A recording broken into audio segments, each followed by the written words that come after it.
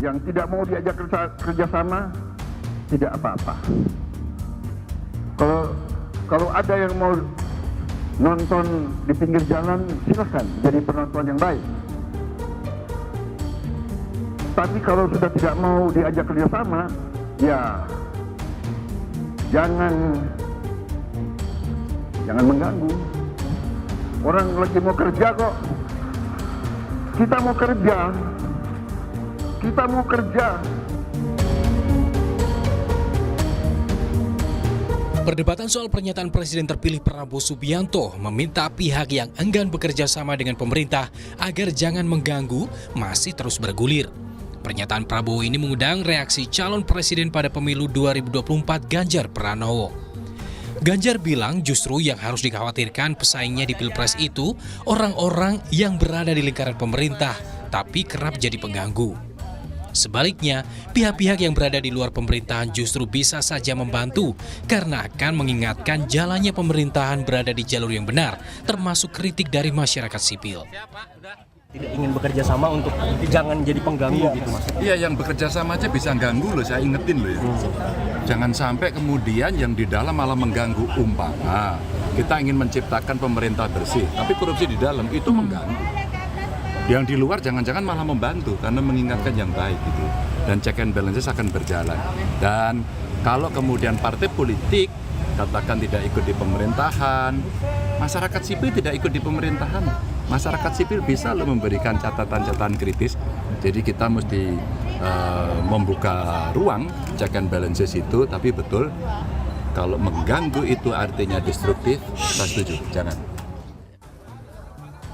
Di sisi lain, Ketua Umum Partai Golkar Erlangga Hartarto mempersilahkan jika ada pihak yang tidak ingin bergabung di pemerintahan Prabowo Gibran. Erlangga menganggap parpol oposisi wajar dalam siklus pemerintahan di Indonesia. Ya kalau kan selalu dalam pemerintahan kan ada yang mendukung pemerintah, ada yang beroposisi. Yang tidak mau ikut namanya oposisi. Ya silakan aja kalau oposisi, ruangnya kan ada di parlemen. Kemudian yang mau ikut, ya ikut dalam koalisi. Sementara Partai Keadilan Sejahtera menyatakan tidak ada yang salah dengan pernyataan Presiden terpilih Prabowo Subianto soal pihak yang tidak mau bekerja sama jangan mengganggu pemerintahannya. Namun, menurut PKS, kontrol pada pemerintah tetap wajib dilakukan. Pak Prabowo benar, jangan ganggu pemerintah. Wong menang pemilu kok. Tapi kontrol pemerintah wajib. PKS selama ini oposisi, tapi kritis dan konstruktif. Gak boleh kritis yang merusak. Kepada siapa kalimat jangan mengganggu Prabowo dialamatkan? Yang jelas, kritik publik masih tetap perlu diperhatikan agar bisa menjadi kontrol yang konstruktif untuk pemerintahan. Tim Liputan Kompas TV Jakarta. Perdebatan masih hangat soal pernyataan calon presiden terpilih Prabowo Subianto yang minta pihak yang enggan kerjasama dengan pemerintah jangan ganggu. Apakah ini pertanda pemerintahan Prabowo Gibran akan sulit menerima kritikan? Akan kami bahas bersama Direktur Eksekutif Parameter Politik Indonesia, Mas Adi Prayitno. Mas Adi, selamat sore. Mas Adi, kalau kita membaca pernyataan dari Pak Prabowo jangan ganggu kalau nggak mau kerjasama sama pemerintah, ini dialamatkan ke siapa?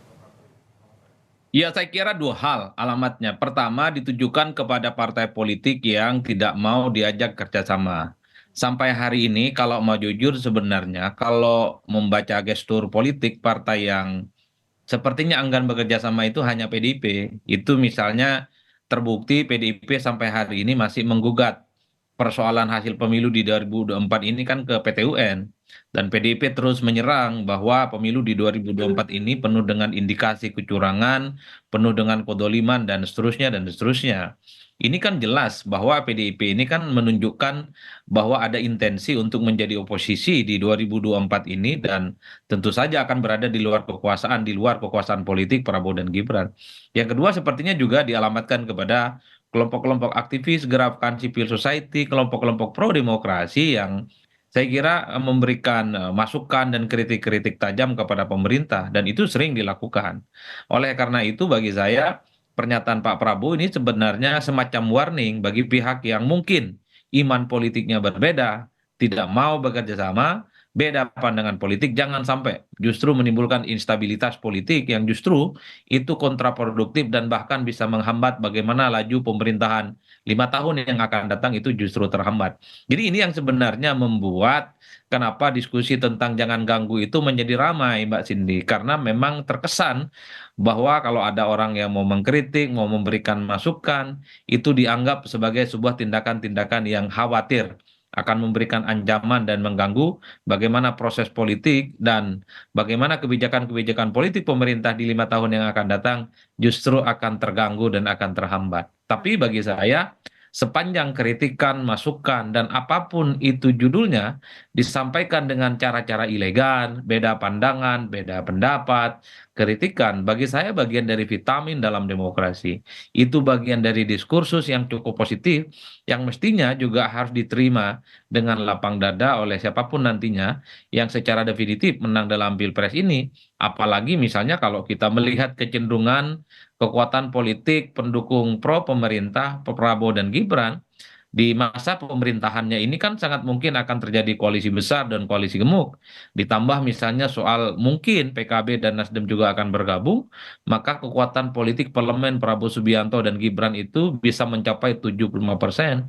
Jadi sekalipun ada suara-suara kritis dari luar, kalau at the end of the day-nya itu di-voting, kemudian diputuskan secara protes politik misalnya di pemerintah, termasuk di parlemen, ya saya kira keputusan politik dari Prabowo dan Gibran pastinya akan terus leading dan pastinya akan mendapatkan dukungan secara mayoritas kekuatan politik. Oke. Saya kira itu konteksnya. Oke, nah Mas Adi, kalau misalnya ini jadi warning, tapi kan sebenarnya pemerintahan Prabowo Gibran juga belum dimulai. Anda melihatnya seperti apa ini? Apakah ya membuat barrier tersendiri soal kritik? Ya, kalau kita melihat kecenderungan secara umum ya, bahwa stabilitas politik itu dianggap sebagai satu-satunya syarat supaya kebijakan politik pemerintah Prabowo dan Gibran itu bisa berjalan mulus di masa yang akan datang. Jadi sekecil apapun kerikil politik seperti resistensi, seperti protes, seperti kritik-kritik tajam, baik dari partai politik ataupun unsur-unsur dari gerakan civil society, itu dianggap sebagai sebuah gangguan. Karena pastinya akan menimbulkan kegaduhan politik. Dan bahkan kita melihat bagaimana dulu ketika Jokowi 2 tahun, 2 periode jadi presiden, SBY 2 periode jadi presiden, ketika muncul berbagai kritik dari kanan kiri, dari partai oposisi, kelompok-kelompok aktivis, itu kan dianggap sebagai sebuah gangguan sebenarnya. Gangguan dalam arti karena kebijakan-kebijakan politik pemerintah kok selalu diprotes. Bukankah pemerintah ini punya niat baik untuk membangun bangsa dan negara? Tapi dalam negara demokrasi satu hal ya Mbak Cindy, bahwa kebisingan, kegaduhan itu adalah suatu hal yang niscaya. Perbedaan pandangan misalnya terkait dengan satu isu pasti akan menimbulkan resultante dan perdebatan-perdebatan yang cukup serius. Bahkan per hari ini misalnya, terkait dengan makan siang gratis, kan masih banyak masyarakat kita yang nggak setuju. Masih banyak masyarakat kita yang protes, terutama terkait dengan bagaimana postur anggaran. Termasuk misalnya soal susu gratis, kan masih banyak juga kelompok-kelompok yang tidak setuju karena dinilai sebagai sebuah kebijakan yang justru ini akan membebani keuangan negara. Dalam konteks itulah mestinya ketika ada dialektika, ada feedback dan ada masukan terkait dengan kebijakan-kebijakan politik pemerintah, mestinya ini dianggap sebagai masukan yang biasa-biasa saja. Oke, Toh nah toh Mas Adi. keputusan politik pemerintah itu nanti akan di voting kok di DPR dan mayoritas DPR itu bisa dipastikan ke depan lebih banyak pro Oke. kepada Prabowo dan Gibran. Oke, Mas Adi, kalau Pak Ganjar kan juga udah komen, katanya justru yang suka mengganggu ini ada di dalam pemerintahannya sendiri. Mas Adi membacanya gimana? Ya saya kira memang dalam banyak hal ada benarnya. Karena kalau kita melihat dari realitas politik di zaman SBY periode pertama dan periode kedua, banyak partai-partai politik pendukung SBY itu justru menjadi oposisi dari dalam. Misalnya ketika ada isu kenaikan BBM, kebijakan-kebijakan politik yang dianggap tidak pro rakyat, kebijakan politik yang tidak populis, sejumlah partai politik pendukung SBY saat itu kan banyak yang menolak, salah satunya PKS menolak. Padahal PKS berada di dalam kekuasaan. Nah ini sepertinya yang mau di-deliver oleh Ganjar. Bahwa sekalipun ada partai politik yang mendukung pemerintah, bukan tidak mungkin partai-partai itu yang justru akan yang menjadi hambatan dan rongrongan dari dalam.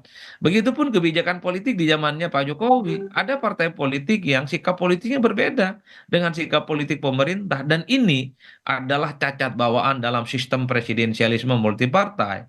Partai-partai boleh berkoalisi, tapi dalam berbagai isu tertentu, partai yang menyatakan menjadi bagian dari koalisi, justru mereka berada di garda terdepan, menolak keputusan-keputusan politik yang dibuat oleh pemerintah. Jadi bagi saya pernyataan Ganjar itu ada benarnya, dan ada juga tak ada benarnya. Karena memang hanya dalam jumlah kasus sedikit saja, partai-partai ini seringkali berseberangan dengan kebijakan politik dari presiden. Tapi dalam sistem presidensialisme, seringkali partai-partai pendukung itu tidak bisa ditegakkan tingkat disiplinnya, dan mereka seringkali justru menjadi bara dalam sekam, menjadi duri dalam daging, yang seringkali justru merekalah yang dari dalam melakukan protes, bukan dari pihak-pihak luar. Oke, Mas Adi, tapi kan sampai saat ini nih PDIP sampai sama PKS belum nyatain secara resmi juga sikap mereka akan di pemerintahan ataupun juga tidak. Anda membacanya gimana artinya posisinya dan juga pernyataan soal mendukung dan juga menolak soal jangan ganggu ini? Ya, saya kira memang pernyataan Pak Prabowo itu dalam konteks normativitas sikap politik ya, bahwa setiap keputusan politik pemerintah, kalau itu diniatkan untuk kepentingan bangsa dan negara, diniatkan untuk perbaikan kualitas demokrasi, perbaikan ekonomi, dan seterusnya, mestinya harus didukung oleh seluruh eksponen dan komponen rakyat. Maka wajar kalau kemudian Prabowo Subianto itu mazhab politiknya ingin merangkul semua pihak dan kalangan untuk bekerja sama di masa pemerintahan 5 tahun yang akan datang. Kan itu normatif. Tapi ingat, dalam logika demokrasi secara langsung, pasti ada pihak-pihak yang berada di luar kekuasaan. Per hari ini, saya membaca kecenderungan PDIP misalnya adalah partai politik yang ingin berada di luar kekuasaan. Oke. Kalau PDIP di luar kekuasaan siap jadi oposisi, saya termasuk yang meyakini akan begitu banyak kebijakan-kebijakan politik pemerintah. Prabowo Subianto dan Gibran akan booming raka, akan mendapatkan resistensi, Oke. akan mendapatkan kritik, akan mendapatkan masukan. Apakah itu gangguan? Bagi saya bukan bukan gangguan, tapi sekedar semacam dialektika wacana. Oke. Itulah hakikat dalam sebuah pemilihan presiden secara langsung. PKS ada kecenderungan ingin kerjasama dan ingin diajak berkoalisi dengan Prabowo, tapi sepertinya Prabowo tidak terlampau tertarik mengajak PKS untuk berkoalisi. Oke, Mas Adi, singkat saja, artinya catatan apa yang bisa Anda berikan dalam konteks komunikasi politik baik untuk elit, publik, Prabowo Gibran saat nantinya mereka resmi berada di dalam pemerintahan atau ada memegang kendali kekuasaan? Ya, sebenarnya secara prinsip kritik-kritik, masukan, nyinyiran, bulian, bahkan protes-protes terkait dengan keputusan politik pemerintah di 5 tahun yang akan datang, mestinya maknai sebagai sesuatu hal yang biasa dalam demokrasi. Kita tidak mungkin bisa menyamakan semua pandangan dan persepsi orang dalam satu kanal. Karena dalam demokrasi pikiran orang itu beda-beda, pikiran orang itu mazhabnya kemudian bercabang, dan yang sangat mungkin satu sama yang lain bisa bertabrakan. Tapi selama itu disampaikan dengan cara-cara elegan dan demokratis, saya kira ini bagian dari indahnya demokrasi. Dan yang kedua dan yang paling penting bagi saya, pendukung Prabowo dan Gibran, saya termasuk yang meyakini kalau Nasdem dan PKB juga dirangkul, maka kekuatan politik mereka mencapai 75%. Oke. Jadi apapun bisa di voting di parlemen, apapun bisa di voting terkait dengan kebijakan-kebijakan, dan bisa dipastikan partai-partai pendukung pro pemerintah akan memenangkan setiap apapun isu-isu nanti yang akan diputuskan. Oke. Mas Adi Praetno, Direktur Eksekutif Parameter Politik Indonesia, terima kasih sudah berbagi di Rumah Pemilu. Sehat selalu, Mas.